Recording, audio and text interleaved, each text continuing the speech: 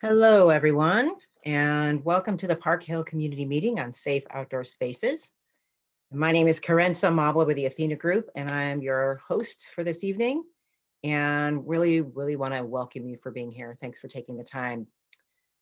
So before we get started, I would like to take a moment to acknowledge that we are on the land of the traditional territory of the Ute and Cheyenne and Arapaho peoples. We want to honor and acknowledge that there are 48 contemporary tribal nations that are historically tied and connected to the lands that make up the state of Colorado. And in this moment, I honor the elders in the past, the present, and the future, and those who stewarded this land throughout the generations. We also recognize that the government and academic and cultural institutions that were founded upon and continue to enact exclusions and erasures of the indigenous peoples of this land need to be recognized in this moment, in this act of decolonization that we move forward. May this acknowledgement demonstrate a commitment to working to dismantle ongoing legacies of oppression, inequities, and recognize the current and future contributions of indigenous communities in Denver. So that is our land acknowledgement for the evening. I want to mention that last time we came together in this way, we held a listening session, and that was with local partners listening and responding to your comments and questions. So this meeting is designed a little bit differently. This is to give you all the information that you need to understand the new safe outdoor space that will be in the Park Hill temporarily and how everyone can be good neighbors. So just for those of you who like to have a sense of what we're going to be talking about this evening, we're planning the meeting plans itself. We're going to talk about the webinar guidelines just to sort of frame out how we are together. And you'll hear from a few community members who will talk about being an inclusive community in Park Hill. What is that like? We will have members of United Methodist Church Affordable Housing Task Force decision to be here and give the kind of reminders, the how, the why they decided to host an SOS, just how they see things. In addition, Colorado Village Collaborative staff will be able to share information tonight. They'll talk about what a safe outdoor space is, and we'll have two residents who will share why it's been important to them. After that, we'll talk about the neighborhood organization and the CVC staff, Colorado Village Collaborative. They'll be sharing the Good Neighbor Agreement and safety plan, and then move into volunteer and other opportunities to get involved. And we're going to kind of keep it close to our time this evening. We'll close out right on time and get you out of here. So thank you again for coming today and being ready to listen and learn. So I really would like to frame out this time with some guidelines that will have us have the similar intention for this time together. This meeting is really intended to be respectful and informative. That's really an important way to focus on the work we're doing. We don't want to be in a place of debate, really informational. And we invite you, as these guidelines spell out, to listen for understanding. This idea of being curious and being open to possibility and waiting to make up your mind is what we're getting at here. You may come from really clear opinions and perspectives that you would like to share and hold on to. And you are welcome to have those and make space also to be listening in for what is coming through.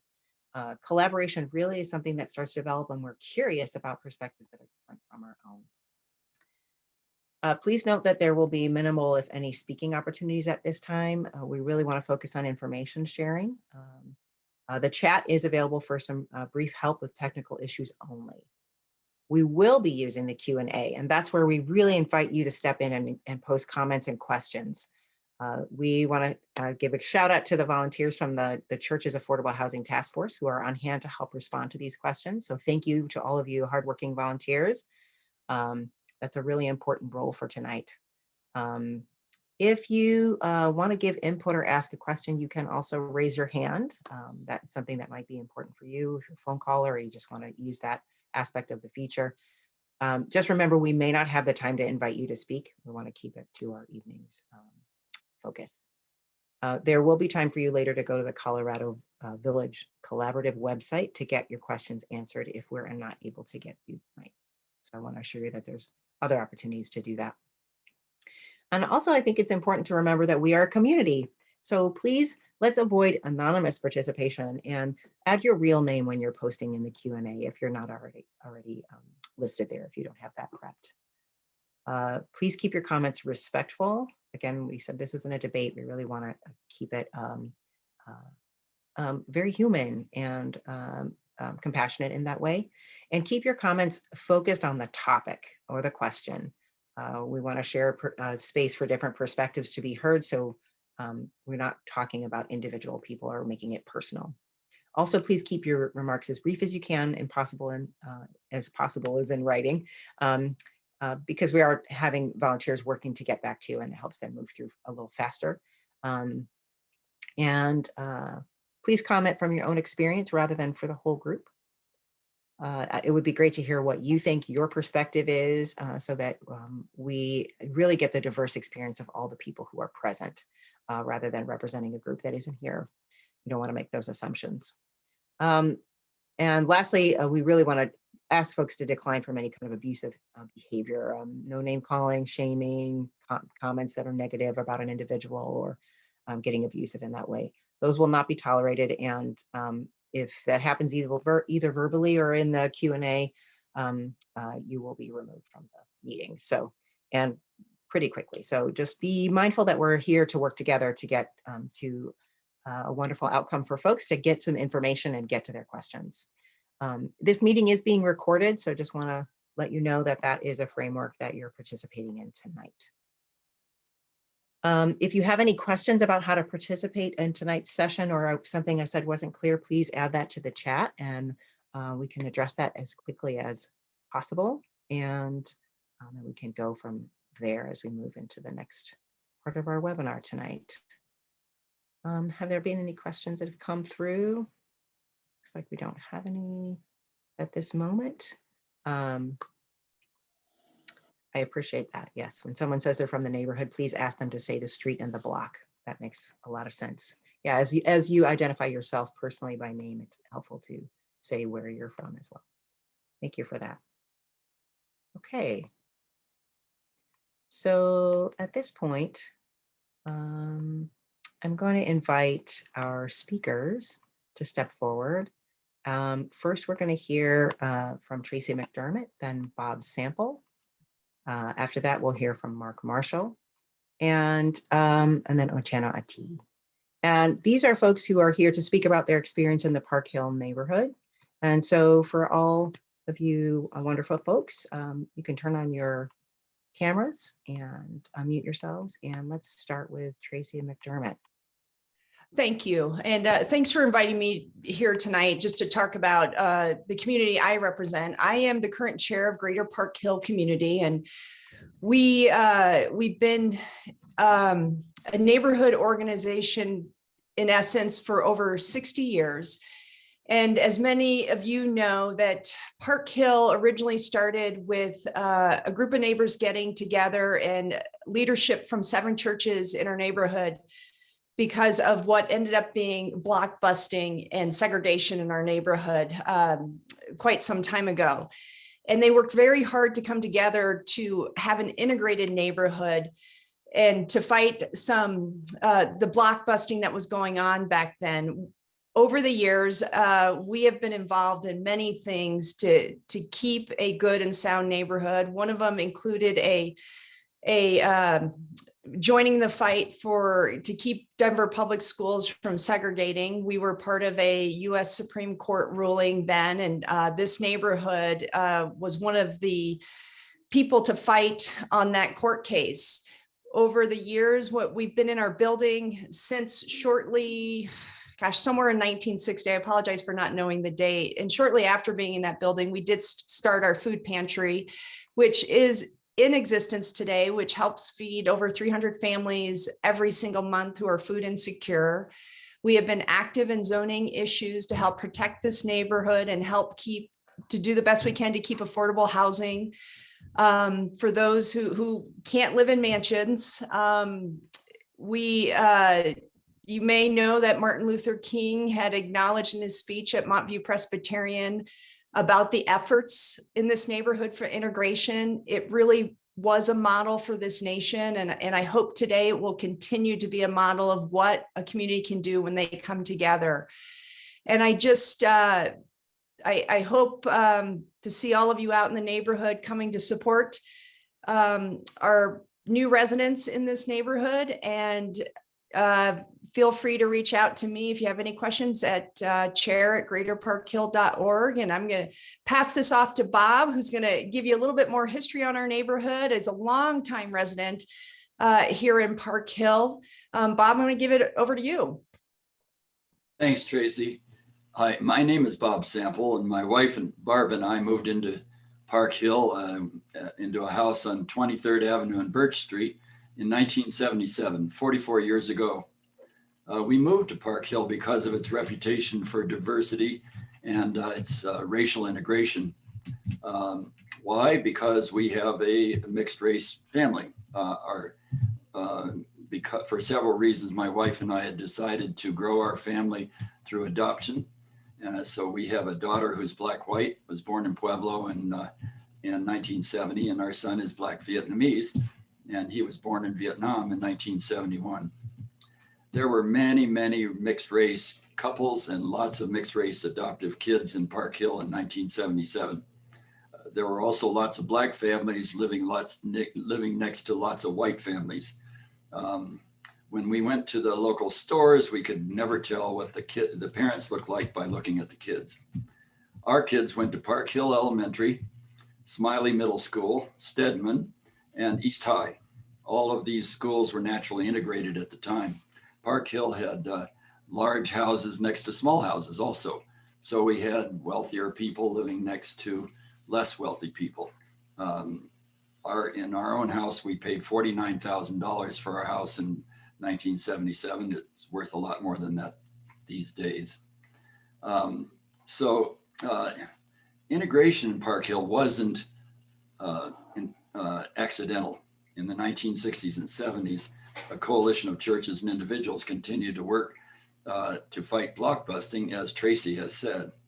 And the Greater Park Hill community and the Greater Park Hill News were both founded to fight for racial integration and diversity and social justice. Over the years, especially after the Stapleton Airport closed, however, that was in 1995, the home values have skyrocketed, and Park Hill is wealthier and less diverse now, but it's still diverse, especially when you include greater northern Park Hill. This area is home to many, many lawyers and doctors and journalists and politicians and artists and people who are leaders in nonprofits and activists involved in causes both throughout Denver and throughout the world. It's quite a wonderful neighborhood. We joined Park Hill United Methodist Church because of its racial integration and its activist history. The church was very active in the anti-blockbusting work in the 1960s and 70s. And during that period, Pastor J. Carlton Babbs led the efforts to integrate the church, making it one of the most diverse churches in the city. Today, the church is still about 50% Black and 50% white, Asian, and Hispanic. The church is also actively involved in including and supporting members of the LGBT community. And we were a sanctuary church with two families protecting them from deportation by the immigration authorities. And they lived here for about 3 years. And we have also worked for years with the Women's Homeless Initiative, working with homeless women in our church. So you can imagine when we heard about safe outdoor spaces last year, we were delighted. I was personally delighted, and I am pleased to be part of the group that voted unanimously to recommend to our church council that we move forward with this. So now Mark Marshall, who's another Park Hill resident, is going to give you some insights into his experiences here in Park Hill. And take it away, Mark. Thanks a lot, Bob. As Bob mentioned, my name is Mark Marshall. I live in the Park Hill neighborhood. I am not fifth generation. I moved here 6 years ago with my wife and 2 kids. My wife is actually from this area here, Denver. We picked the Park Hill neighborhood because looking at the demographics, the neighborhood reflected our family. My wife is white. We have 2 sons, 11-year-old now as of a week ago, and a 13-year-old son. They're mixed race, biracial kids, but in America, they're Black. So, I mean, I never failed to let them know that's the fact. That's the reality of our country. As we walk through and move through the neighborhood, the kids, they attend, my youngest son will be graduating from Park Hill Elementary and going to McAuliffe International. My older son goes to McAuliffe Manual. So we're deeply ingrained in the community. When we joined Park Hill United Methodist Church, we walked inside and it looked like our family. That was an attraction for us. And then as we learned more that the church is an exclusive church, and we're open our doors are open to people from various racial backgrounds, gender, sexual orientation, political beliefs. And one of the big pluses for the church is that we under one roof we share the space with Micah, a Jewish community. And I don't think you can say anything better about brother and sisterhood than having churches from different denominations under one roof. So that's something we're proud of as members of Park Hill United Methodist Church. I am from Tennessee, grew up there, have a background in the military, was captain and officer in the Air Force, and traveled around quite a bit. And as I mentioned that piece a minute ago about not being fifth generation, that's an interesting thing that I've seen here in Denver that I've not seen in my travels across the country and even overseas about how long you've been here. It seems that that is a form of delineation of having more of a voice than newer people. I try to go in and become invested in any neighborhood or community I live in. And I'm sure that there are people on the phone or on this call looking at me and saying, oh, isn't that Mark, our coach from Glen Arm? Isn't that our Little League baseball coach, our basketball coach, our flag football coach? Hey, he's on our board, and I'm a trustee at the church as well as being on the Affordable Housing Committee. So becoming part of the community is important for me. And if I'm going back generations, I don't have to go back too many. My father knew his grandfather, my great-grandfather. He escaped enslavement with his 5 siblings and mother from North Carolina to freedom in Tennessee. And I grew up, I'm not that old. I went to school in Tennessee, and up until 5th grade, I was in a segregated school. So the structures of racism don't go back that far. Well, my father knew his father, who was born into slavery.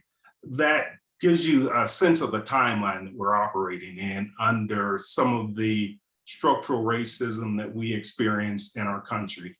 And a lot of that too plays out in housing.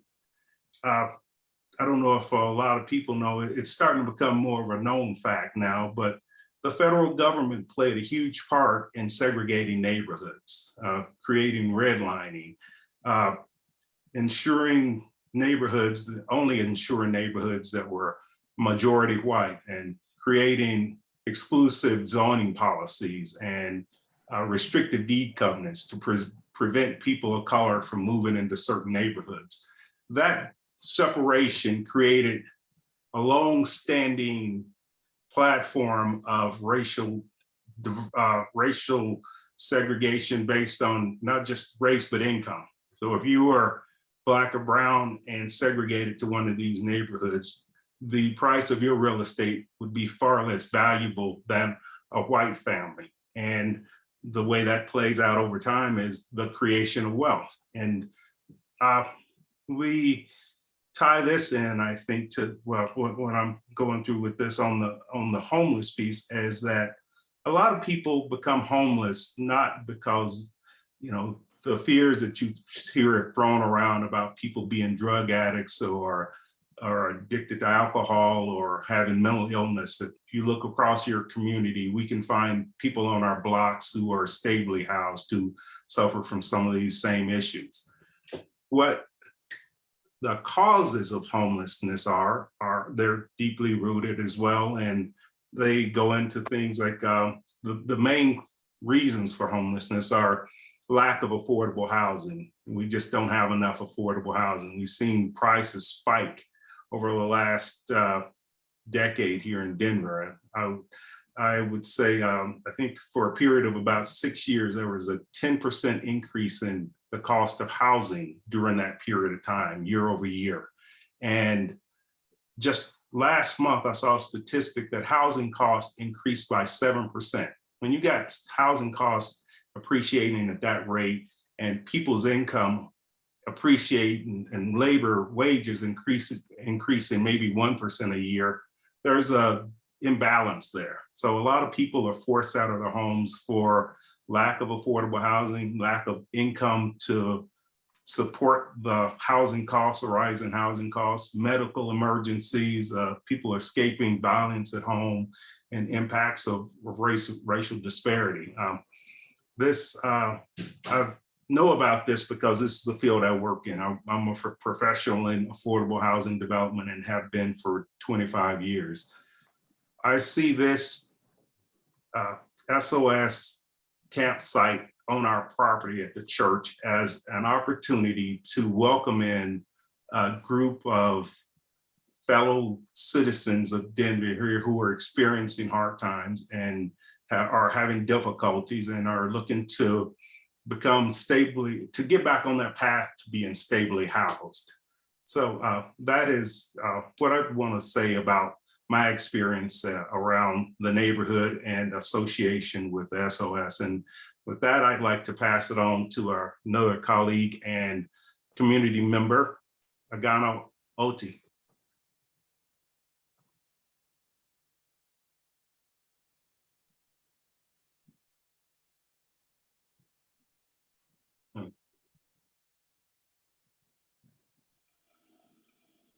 Thank you, Mark. My name is Agano,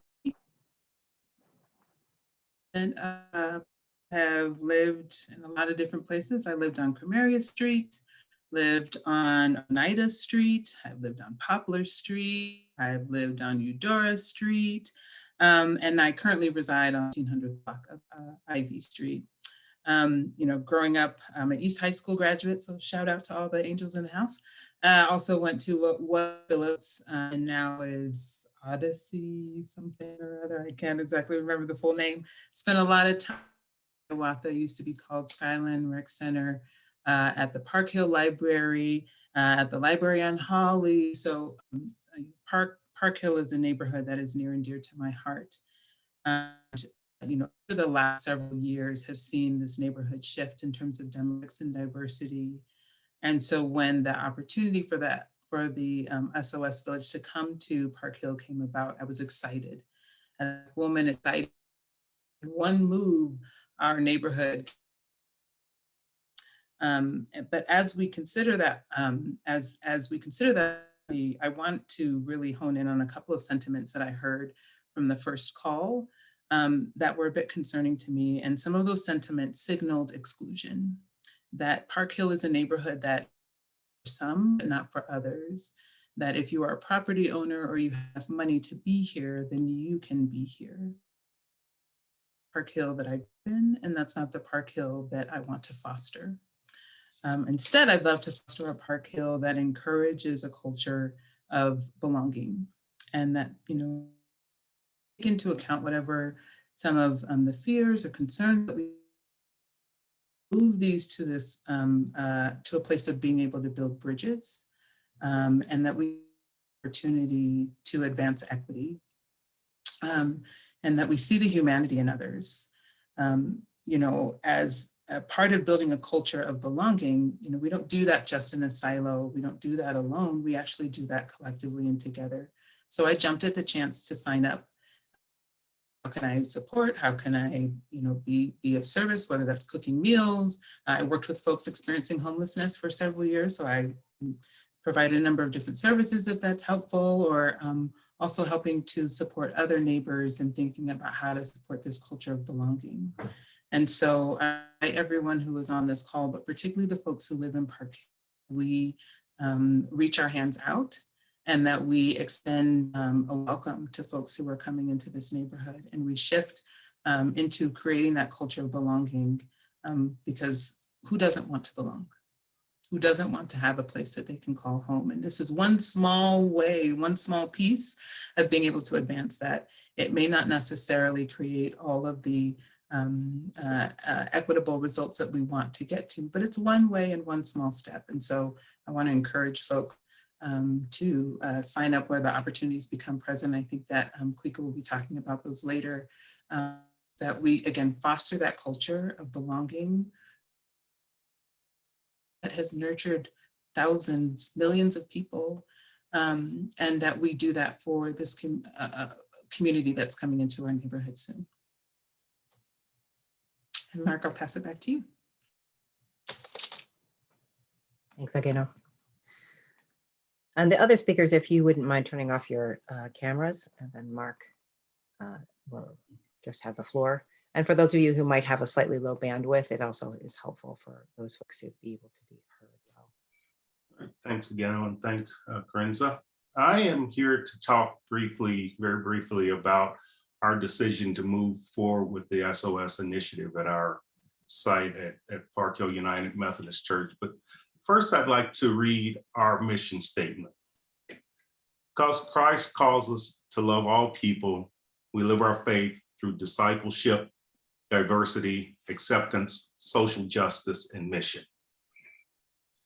A lot has been said about this initiative being something that was pushed on the church by Pastor Nathan, and I'd like to first address that. This is part of our platform of social justice at church. Is a couple of our platforms are anti-poverty and also anti-racism. When the opportunity for bringing an SOS, safe outdoor space, onto our property at the church came about, our Affordable Housing Committee saw this and thought this was a great opportunity for us to exercise the work that we do. And Bob mentioned earlier in his conversation, we've had a program working with homeless women for a number of years now, and we also were the sacred space for people who were escaping asylum, or used our church as a safe space for sanctuary. And because this is part of our mission of what we do, the SOS is just an extension of that. The safe outdoor space plays well into, or it's a part of our belief, it's part of our culture and the way that we operate in the world. Also, I wanted to mention too that Pastor Nathan is not on the call tonight, and he would really love to be here, but because of the pending lawsuit, he is not allowed to participate in the call this evening. But know that his thoughts and prayers are with our whole committee and the community here as we move forward with the safe outdoor space. But it is a decision that was presented from the Affordable Housing Committee to Pastor Nathan, Pastor Laura. It was presented to the board, to the trustees, and it was presented to the church at large. And there was unanimous support for us moving forward with this initiative. And because of the overwhelming support from the church and presented it to Temple Micah, they've come in, the Temple has come in and partnered with us, and we see our partnership growing stronger through working through this initiative. And we are excited about the opportunities that we will be providing to the residents at the safe outdoor space for establishing not just the ability to have some permanent or not some stable housing for a temporary basis to look to move toward permanent housing, but that opportunity to have an address, to receive mail, to be able to go and seek jobs. And some of the people will find a number of them are employed already. So we need to stop the vilification of the homeless. People who are homeless are not homeless by choice. There are extenuating circumstances, and as Christians and followers of Jewish religion, we see the brotherhood and us opening our doors and welcoming this community. Thank you. Thank you so much, Mark, for your remarks. I would love to have us turn our attention now. We're going to hear from Cole Chandler, who's going to talk to us a little bit more about the Safe Outdoor Spaces, otherwise known as SOS. Great, thank you, Carenza, and thank you, Mark, and all those that have spoken. I'm Cole Chandler, Executive Director of Colorado Village Collaborative, and we've also got Micah Montoya with us tonight. Micah is our Outreach and Wellness Program Manager. I'm going to invite her to turn her camera on as well. And Micah is joined by one of our residents, Mark, who will have a speaking role. Their internet is a little tricky down at the Safe Outdoor Space tonight, so we'll hope that they're able to participate to their full extent. So what we're going to do in this section is talk about the facts about a safe outdoor space. What is a safe outdoor space? Many of you have had the opportunity to tour our safe outdoor space. We've hosted over 70 people for tours since we began this process that are specifically from the Park Hill neighborhood. Many of you have not had that opportunity. And so we're going to begin by sharing a little video that actually Micah is going to narrate. And so there's a video tour of the safe outdoor space. And so I'm going to share my screen and we'll turn our attention to that quick 90-second video.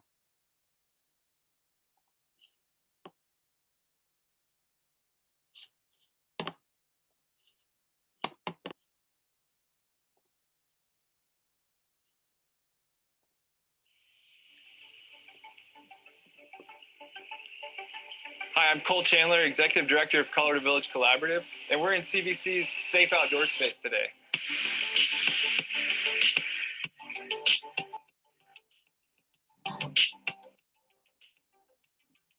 Welcome to Colorado Village Collaborative Safe Outdoor Space. I'm going to give you a quick tour around. We have a secure door. Residents will hit the doorbell to let staff know that they're in. We require everybody to wear masks. Hello, Harrison. Thank you. May I take your temperature? Absolutely. So we have our management tent right here. This houses 24/7 staff. To the right here, we have our services tent where we invite outreach workers for housing navigation, medical care, mental health, dental. We have 30 tents. 3 of them are ADA accessible. Each tent has electricity pulled in. Porta potties for the residents. There's 1 for every 10 residents. We also have access to regular trash service that the staff empties on a regular basis. So our residents have access to showers and laundry twice per week. It's been such an awesome community collaborative effort to see everybody come together in this space.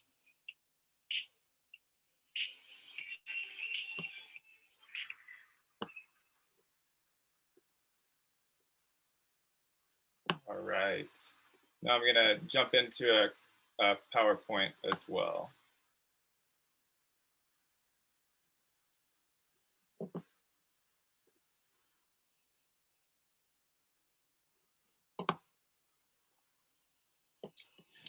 Okay, so that overview gave you as good of a sense as I can give, not being in the space. I mean, the best way to experience what a safe outdoor space is to be there, to see it in person. And many of you will have the opportunity to do that very soon when the safe outdoor space launches in June in the Park Hill neighborhood. But I wanted to talk about this space and share, again, this information about what this space is. And so first, it's a temporary response to COVID-19, right? And so this model was created in the midst of the COVID-19 pandemic. It is being extended into the economic recovery period to make space for those that are unsheltered across our city to find safe space. And so just how Mark was talking about the racial dynamics that have created the housing crisis, that have created homelessness, those apply to the unsheltered homeless population. So people may not be surprised to learn that Black, Indigenous, and people of color are disproportionately represented within the unsheltered homelessness population, not just within homelessness at large, but also within unsheltered homelessness. And so this model is created to respond to the temporary nature of the COVID-19 pandemic and the ongoing recovery period. And we want to emphasize that this is a temporary response. The license agreement with Park Hill United Methodist Church, it does not extend beyond December 31st, 2021, and so it's temporary. This model is also an outdoor individualized sheltering model for unhoused people. And so you can see this is a very clean, safe, secure site. This is a place where everyone's asked to keep their possessions within their individual shelter. The shelters are ice fishing shelters. They're not just standard tents. They're actually tents that you can stand up inside of. You can reach out and you can't touch the walls. They create a great deal of dignity for people. And then as you can see, we also have 24-hour paid staffing. And there's a list of the many resources and services that are available at the site. So to get specific and talk about what this site will look like at Park Hill United Methodist Church. So this is the portion of the parking lot that we're talking about activating. And as you look over here, you can see really what the specifics of this site will look and feel like. So first off, I want to point out that we're preserving a row of parking back along here. So there's 8 parking spots that are being reserved here, and there's 10 parking spots that are being reserved here. You might be surprised to learn that there's only 49 total parking spaces within the Park Hill United Methodist Church parking lot.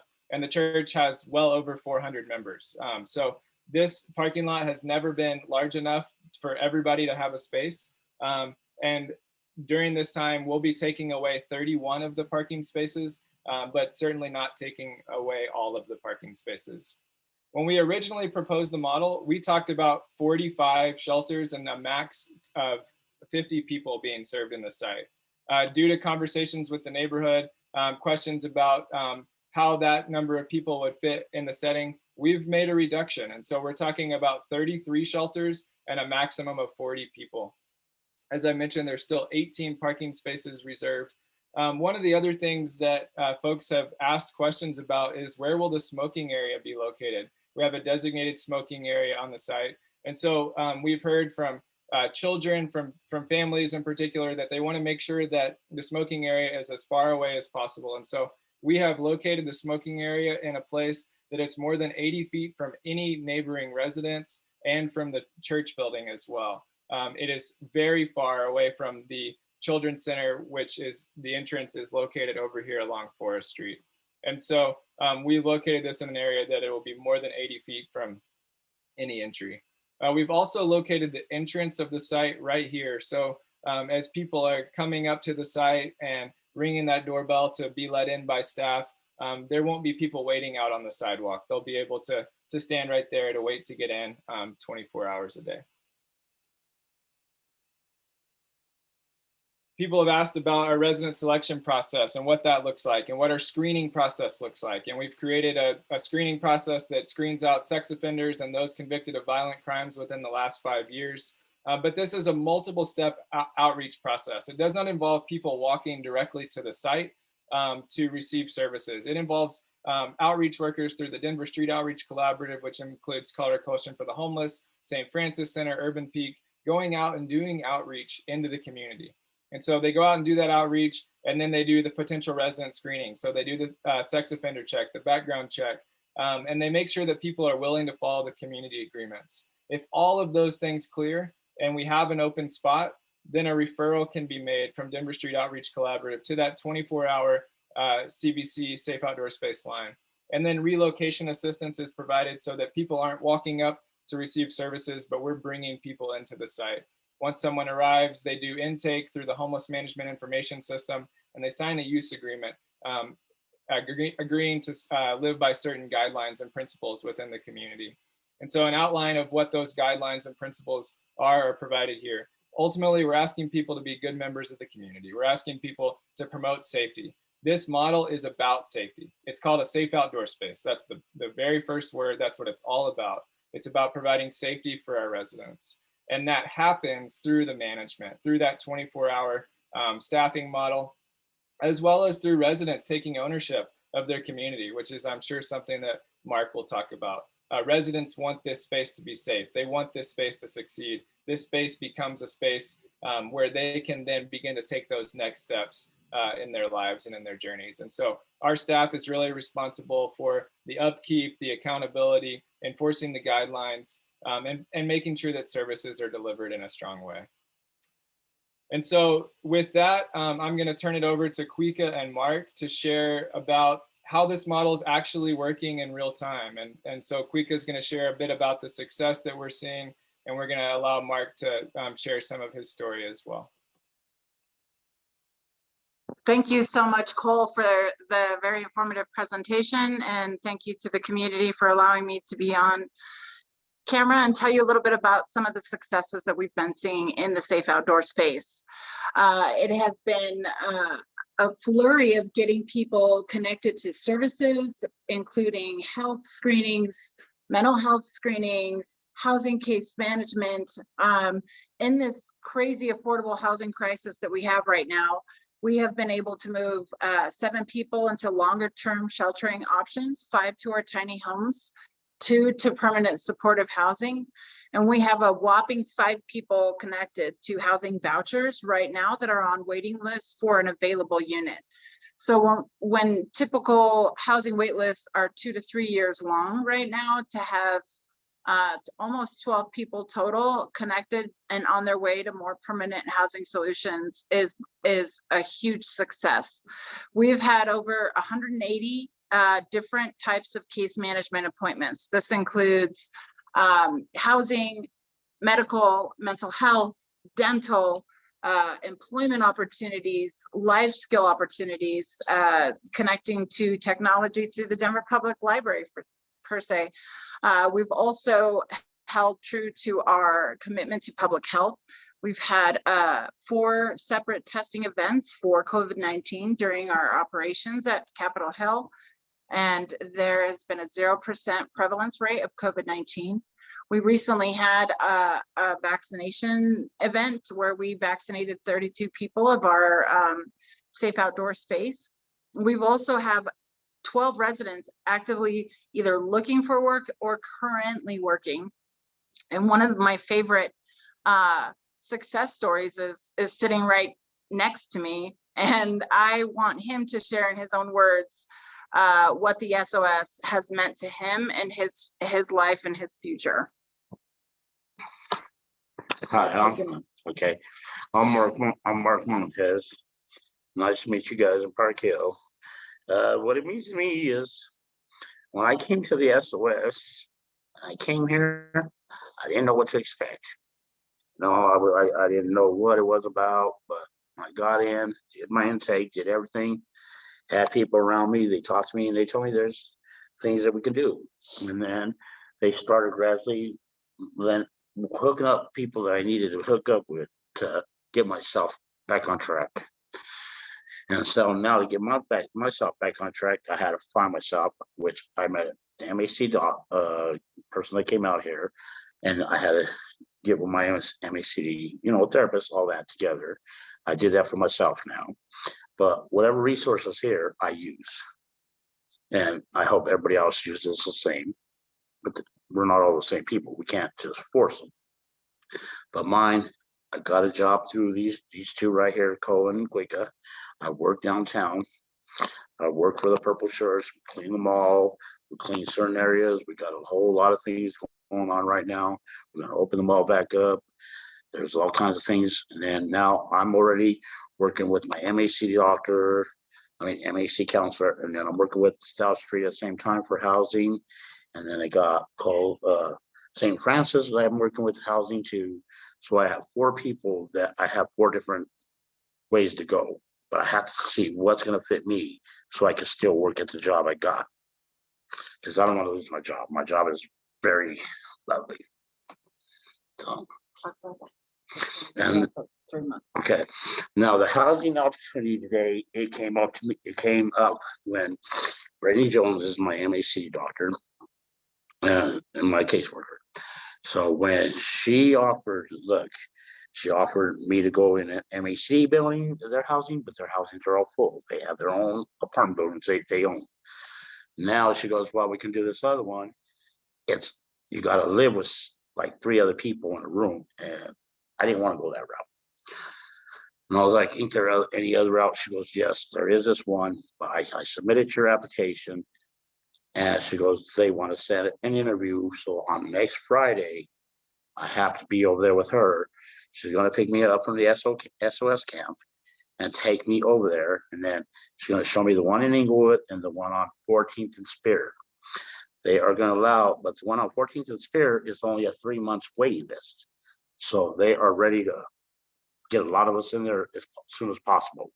If everybody meets the criteria and do what they got to do. Now, Inglewood, it's a little further, but wherever I go, I want to be able to call home and have a home.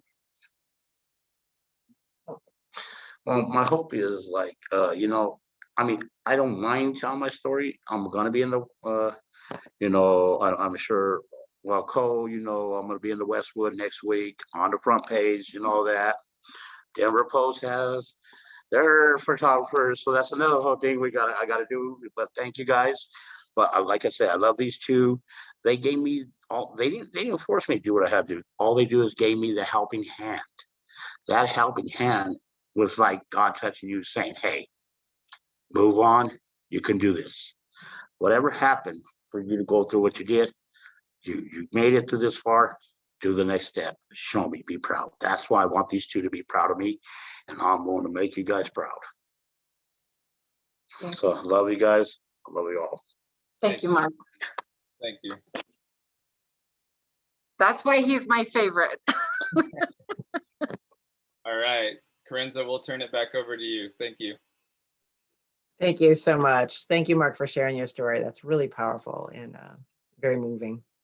So next, I would like to turn it over to Megan, who's going to share a little bit more about the neighborhood agreement, the safety plan, and get you started there. That's great. And before I do, I just wanted to note that there was a request during Cole and Quika's presentations to reshare the responsibility slide. So that's just a nod to y'all later for possibly bringing that back in. But yeah, just really want to thank you all for sharing all that great information. And Mark, just thank you for spending that time with us and sharing your story. So for those of you who don't know me, my name is Megan Picard, and I've been working in cities and towns and neighborhoods around the country for about 2 decades now. Been helping people connect across all the differences that we have among us and work together to build high-functioning communities and really striving to offer everyone the opportunity to thrive. In a moment, Travis Leicher, Tracy Mcdermott, and Cole Chandler will join us to talk about plans and agreements that are being developed in response to many of the concerns expressed by some of the folks in Park Hill. And they're doing this because they want to work with you to ensure that this is a great place to live for everyone. And before they join the panel, I want to note that many of the concerns that I've heard here in Park Hill appear to be a lot about fears of the unknown, more than any real threat to the community brought by this safe outdoor space and the people who will be living here. So there seems to be some unspoken belief that those of us who are unable to access housing at some point in our lives are people to be feared or who are going to harm our community in some way. And I just want to call attention to the fact that the folks who will be staying at the SOS are no different than anyone living nearby, except that they don't have the resources and support systems that others have had available when going through hard times. And for some people who are living without stable housing, those hard times even started when harmed by someone within the privacy of their own houses and apartments. So the SOS helps to fill that gap in resources and support with a safe place to sleep and the support of people who genuinely care about what they're going through right now and can help figure out what's next when they're ready. The site is a bright light, it is hope, and the people who will be staying here want to succeed and want it to be a good experience for everyone, as you've heard. So I believe you'll find this to be true, as other communities have found after sharing some of the very same fears that have been expressed here. So on that note, I would like to invite Travis Leicher from Capitol Hill United Neighbors to briefly reflect on the Capitol Hill experience. Then Tracy and Cole to talk about Park Hill plans. So yep, you can all turn your cameras on now, and I will hand off to Travis. Great, thank you so much. And I really appreciate the opportunity to be here this evening. Travis Leicher, President and Executive Director of Capitol Hill United Neighborhoods. And we, Capitol Hill, have been, I would say, the launching off point or the petri dish in terms of testing out the temporary SOS model as it relates to supporting those unhoused Denverites throughout the city and county of Denver. And I think it's really important for us to recognize as part of a shared community in a city that homelessness is a citywide issue and it requires citywide solutions.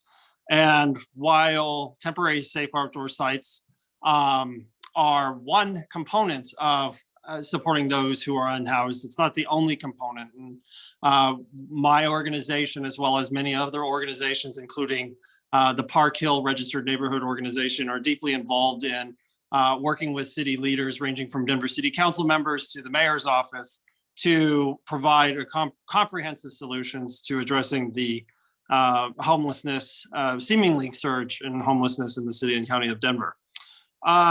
Many of the comments that I'm seeing through the Q&A, as well as on social media and so forth, are very similar to those that we experienced in Capitol Hill when we were, again, the test sites, the host site, if you will, of the two inaugural temporary safe outdoor sites. And we're pleased to see other neighborhoods stepping up to the plate in terms of participating in this innovative solution. Now, what I want to just make very clear is that the temporary safe outdoor sites are working. They're delivering services to those in need. They're providing pathways forward. And we have had in the Capitol Hill minimal, if not any, reported complaints. And what we do have a struggle with are unsanctioned encampments that are seen in public corridors and common areas and so forth. And in fact, I've periodically checked in at both safe outdoor sites in my role throughout the last several months and have never seen the areas immediately surrounding the temporary safe outdoor sites cleaner, safer, and more in touch with the community. And it is a shared sense of community. Now, I was invited to talk about the elements of a good neighbor agreement.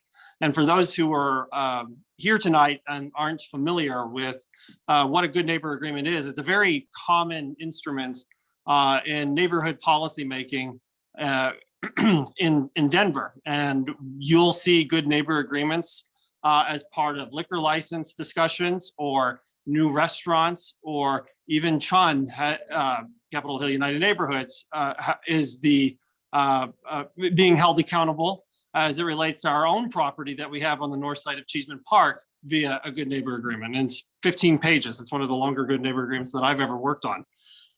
But in the context of temporary safe outdoor sites, we had a very robust, lengthy conversation, gathering feedback from neighbors throughout the course of this outreach process that you're experiencing tonight, and sifted through that data and that information that we were receiving from key stakeholders, ranging from our councilman, Chris Hines, to concerned neighbors and the like, and executed two really great, robust, good neighbor agreements that help put guardrails around and measurements of success and expectations of each party, the neighborhood, as well as the site operators, as well as the host site. And in the context of our two host sites, the First Baptist Church and Denver Community Church. And found it to be a very effective process. And I know that there are concerns that are being shared tonight via the Q&A and what have you, and direct correspondence with the church, as well as CVC. But I think it's very important for us to be solutions oriented here. And I would encourage the same level of solutions oriented behavior and neighborly behavior that we experienced and delivered in Greater Capitol Hill in the context of this Park Hill temporary safe outdoor site. And so with that, you know, we talked about hours of operation, on-site security, levels of commitment in terms of keeping the immediate surroundings clean and safe, expectations around screening processes and the like. And CVC and Earthlinks, their counterpart at First Baptist Church, delivered and then some. And I have found it to be, again, on behalf of my organization and the neighborhood that we represent, to be effective in terms of a model. Both CVC and the host sites were super collaborative and eager to work with us. And we came to a really great framework that I hope will better inform and guide the establishment of this safe outdoor site, as well as the others that I think will be onboarded throughout the city, especially Regis University and so forth. So I encourage everyone, those who are against this, as well as those who are supportive, to be fact-based, to look at the data, to be neighborly. That's the point of neighborhood organizations, and to commit ourselves to doing better and doing well for those who need it. And so with that, I'll turn it back over to you.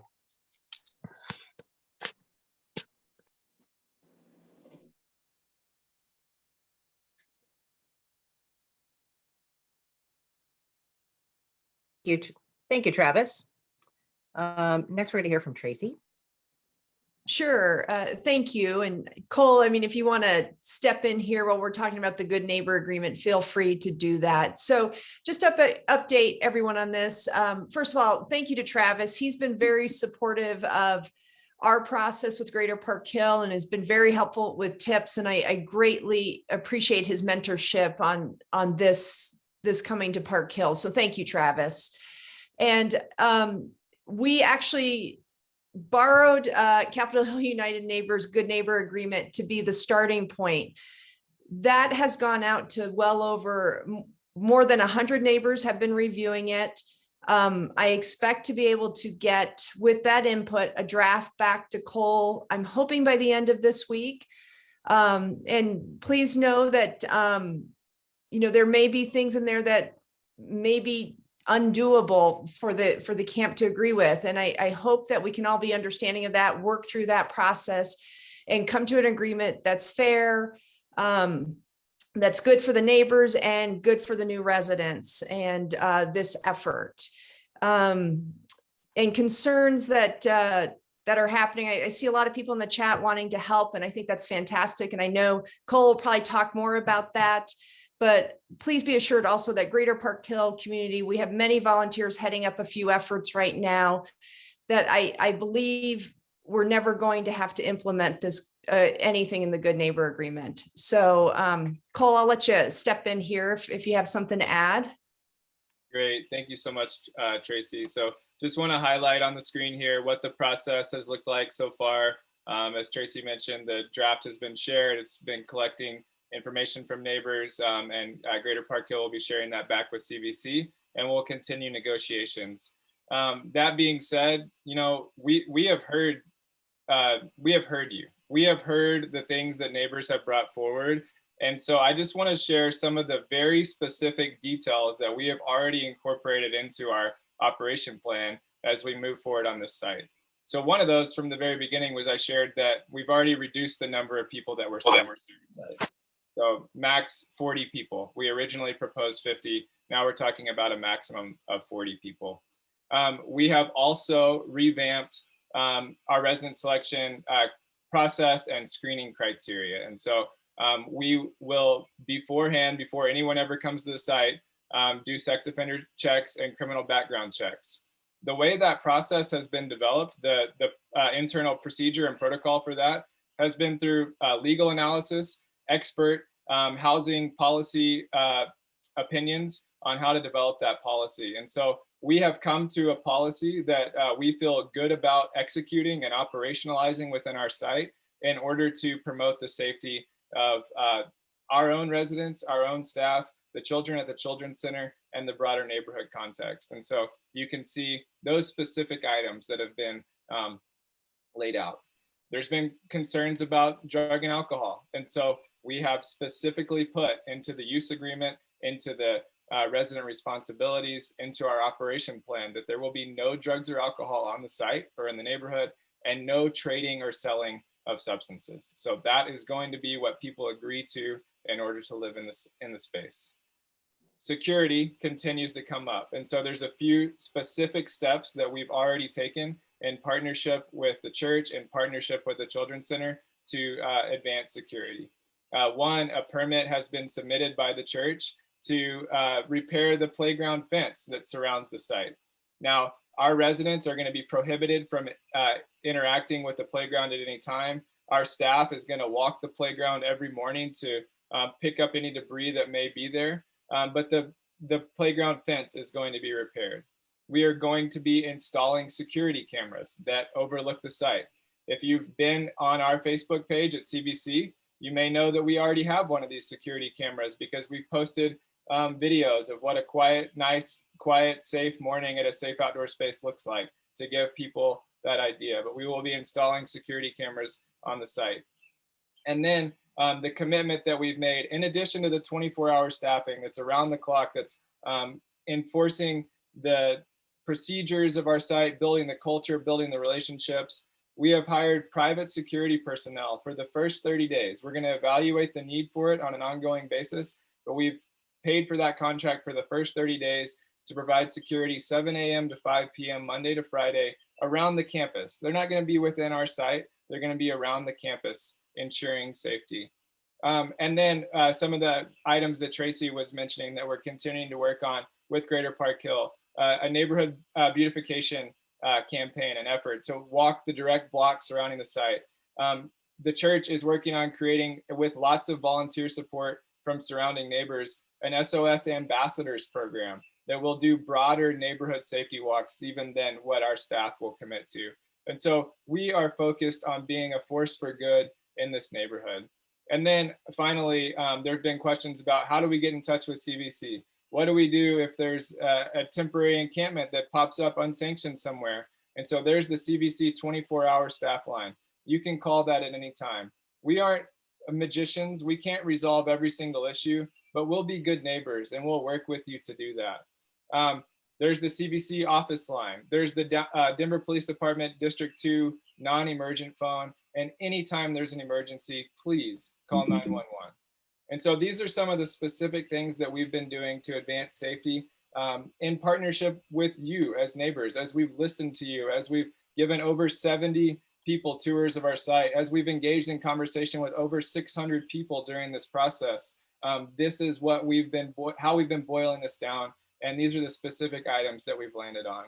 And then there's a whole bunch of neighbors that want to know how to get involved, how to become a part of this. And there's specific ways to do that here. And so obviously, as you've been doing, you can visit the page and you can ask us questions. You can get on our email list if you're not. Anyone that's on this call tonight will be added to our email list. You can participate in those Good Neighbor Agreement negotiations. You can become one of the SOS ambassadors, and then you can volunteer at our site. There's links available on our website. It'd be great if we can share those out tonight. I don't know if that's possible in the chat.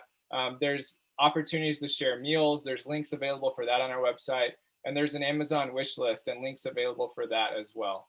And then finally, I want to say thank you to all of those that have donated. Last weekend alone, we received over 150 donations and over $35,000 from people that want to see safe outdoor spaces continue to expand. And I'm so grateful to the dozens of Park Hill neighbors who stepped up in that way and made their support known in that way. So with that, I will turn it back over to Corinza. Thank you so much, Cole. It's so exciting to see, as you mentioned, those links and ways that people can get involved. And they're going out in the chat as well for people to see how many people have offered already just on this call to help and to support this really amazing project. So we have a little bit of time for some Q&A. And so I just want to remind folks first, the guidelines that we mentioned in the beginning of this call, we'd love for you to really help to continue this community conversation and to remind us that we are a part of the community by staying respectful and keeping your questions about the topic and not about the person.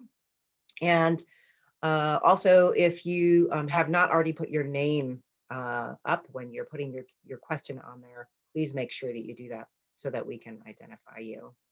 And again, reinforce that community piece. So Cole, I have a question for you if you're ready. Ready. All right. Dave Appel has asked, who do we call if we have issues with people who are unhoused outside of the designated area? And what kind of expectation there would he have in terms of responsiveness on the 24/7 line or a 311 call? What kind of follow-up, those kind of things? Yeah. So we would ask that you do give CBC a call on that 24-hour line, and we'll go do our best to engage with that person, figure out what they're experiencing, make sure they have opportunities to connect to services elsewhere, not at our site. And so we will do some of that outreach. We don't have enforcement ability. We aren't the police department. We can't forcibly require people to move, but we'll encourage people to not be there and to connect to services. That being said, you can also call 311. So many neighbors might be aware that Denver recently changed its policy for the way it does encampment engagement. And so it is no longer a complaint-driven process. If someone is not breaking any laws, the police will not go out first and foremost anymore. That's now done through an emergency intervention team, an outreach team. And so if you call 311, they will deploy that emergency intervention team to do outreach to that individual. And they'll have some more tools and services and resources than CBC would for doing that. But we'll also continue to work with us. And so work with you. And so I would say, if we can't resolve that issue through those first couple steps, then give our office a call and we'll see what we can do to take things a little bit higher level and ensure that safety is happening throughout the neighborhood.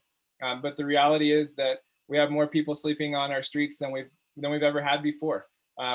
The latest point in time count, the 2020 point in time count that came out showed that in Denver, there were 1,000 people that were without shelter on a given night. And this was from January 2020, before the pandemic started.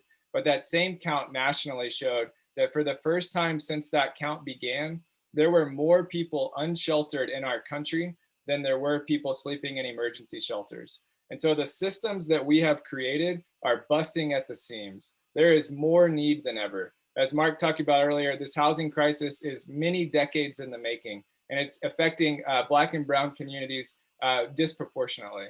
And so we need solutions like this that come forward, and no neighborhood is unfit to serve our unhoused neighbors. Thank you so much, Cole. There's a couple questions here that are in the same vein. One was from Amber, who came up on the list as ads. Can you explain more about the resources you believe are available in or close to South Park Hill that would benefit the SOS residents? And additionally, Chip Galati was asking about the importance of having a safe and welcoming environment for the community, and questioning whether South Park Hill has the infrastructure needed to help people find food, medical treatment, jobs. It seems like the location isn't near grocery stores, food banks, pharmacies, job training, etc. So you can speak to one, what are the resources that are available close in, and then I have a second question. Well, one of the resources is there's trees. There's trees in Park Hill. It's a livable neighborhood. It's a thriving space, and that's one of the things that makes a very great place to live. And we're excited about some of the trees and the grass and the beauty of the neighborhood for our residents. We're excited that it's a quiet neighborhood. If you've been to Colfax and Pearl, where we currently are located, you'd know that that is one of the toughest blocks in the entire Western United States. And so we're excited to get off of that block and have a little quiet. Our residents are going to be able to breathe easier. Our staff's going to be able to breathe easier being in that space. There's public transportation in and out of Park Hill. So, you know, it's a 30-minute bus ride to get downtown, 30-minute commute from leaving our front door to get downtown from the safe outdoor space. And that's great. That's just about as good as anywhere else in the city. There's obviously food options, 7-Eleven, fast food options, as well as grocery options up and down Colfax. And so I simply, you know, I just don't believe that Park Hill is a disconnected community. If it was, it wouldn't be such a desirable place to live.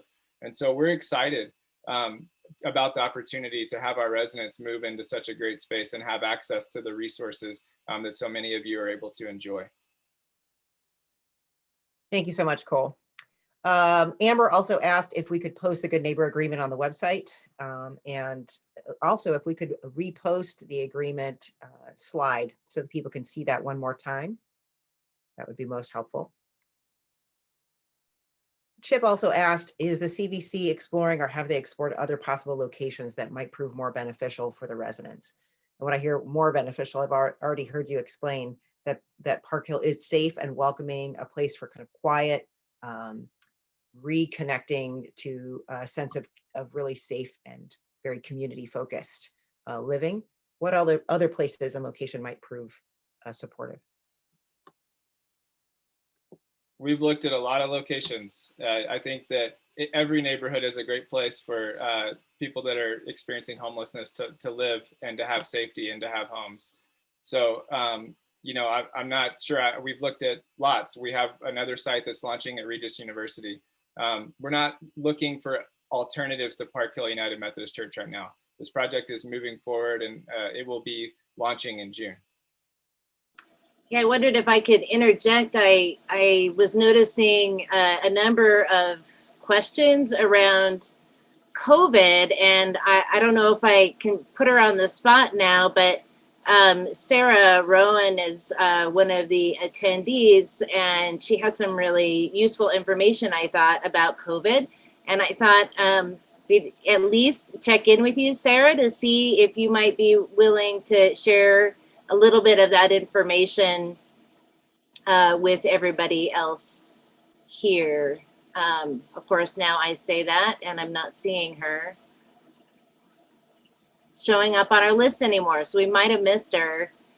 Well, darn. So folks, I encourage you to take a look at her note, but basically she says she lives on Forest Street. She's a mom of twin 7-year-olds and a doctor at Denver Health. And she's been working with partners at Denver Health, the city, and Colorado Coalition for the Homeless for the past year to mitigate the effects of COVID on people experiencing homelessness. And she gives her email address saying, don't hesitate to reach out to me if you want data about COVID among people experiencing homelessness in Denver. She can provide stats on rates and vaccines administered in shelters, day shelters, and informal encampments and SOS sites. And she said the SOS model is very low risk for spreading COVID. So hopefully that helps ease some folks' fears out there. Thank you, Megan. That's great information. I appreciate Sarah posting that. There's another quote here that I just want to read. It's from Tara Williamson, who says, I love the way you're speaking about fostering a culture of belonging. That's so important. And I just want to remind folks that this meeting is being recorded. Cole, can you remind folks where they can find the recording? Yep. So I'll be sending this out in a wrap up that I send every single week to folks that are, you know, looking for ways to get engaged and have information about this project. And then we'll also be posting it on our website. So that's coloradovillagecollaborative.org. And you can navigate to our Safe Outdoor Spaces page, and particularly the Park Hill portion of that page. So we will be putting that on our website as soon as we're able. Wonderful. Karen Weiss asked, I want to know if the residents will be fed from the food bank that was mentioned, and will they accept food from the communities? She was saying that she'd be willing to bring food from Wheat Ridge. She's from the Wheat Ridge United Methodist Church. Great. What a So generous offer. I would direct you to our meal train where you can sign up, and faith communities have been great parts of that, of providing those meals. And so there's a chance for you and your whole church to participate in that. And we would really encourage you to do that. Wonderful. One more question about the slide that reads the resident agreements. If we can repost that one more time for people who are on the call to look at and to review.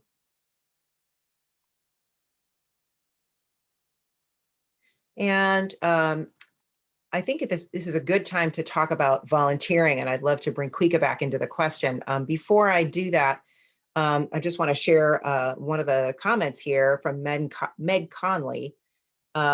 She says, I live on Great between Montview and 22nd, which is very close to the SOS space, thankfully.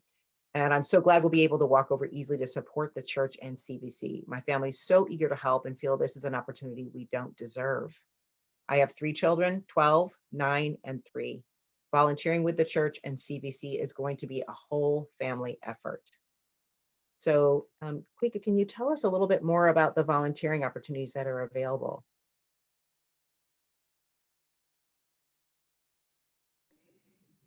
Thank you for having me join on screen again. I apologize in advance if the internet goes out right now. But we have some amazing volunteer opportunities already underway at this Safe Outdoor Spaces. You can come on site through our Sign Up Genius link, which Megan has posted in the chat. On-site volunteering looks like, helping set up for dinner or doing temperature checks and COVID symptom checks with residents. It also, sometimes it's carrying in sack lunches that somebody just dropped off for donation. We also have a meal train sign up that has also been posted in the chat.